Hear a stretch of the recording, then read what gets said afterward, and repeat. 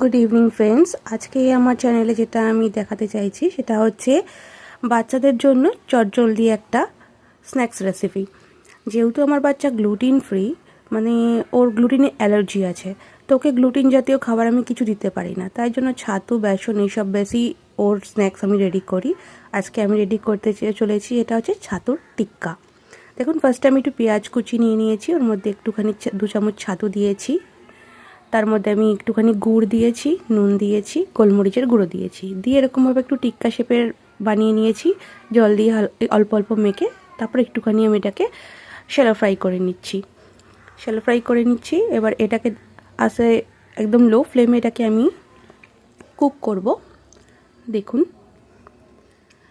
Cook করার পরে এটা আমি ফ্লিপ করে এটাকে এপিট ওপিট করে হালকা করে ভেজে নেব, নিয়ে এটাকে রেডি করে নেব।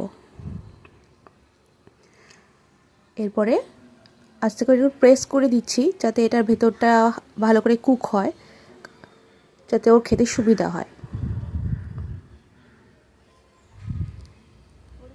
এই রেডি হয়ে গেছে আমার ছাতুর টিক্কা। এই যে চলে এসেছে গোলু আমার, দেখুন দেখতে এসেছে কি রান্না হচ্ছে আজকে।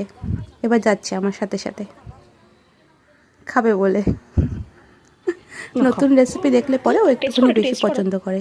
টমেটো সস দিয়ে সার্ভ করছি। টমেটো সস ওকে প্রথমবার দিলাম, আর খাবারটা একটু গরম ছিল, তার জন্য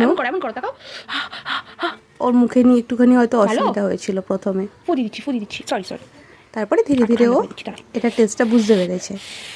দেখুন, খাচ্ছে, সুন্দরভাবে খেয়ে নিয়েছে, পুরোটাই খেয়ে নিয়েছে, ওর পছন্দ হয়েছে খুব খাবারটা। এরকমভাবে আপনারাও চাইলে পরে সন্ধ্যা স্ন্যাক্সে আপনাদের বাচ্চাদের বানিয়ে দিতে পারেন। ঠিক আছে? Okay friends, good bye. ভিডিওটা ভালো লাগলে পরে লাইক করবেন, শেয়ার করবেন, আর আমার চ্যানেলটাকে একটু ফলো করবেন অথবা সাবস্ক্রাইব করবেন। দাও, হাত দাও। এই যে গরুর হাতে আমি একটা স্টার রেখে দিয়েছি। গরু, এটা কি স্টার?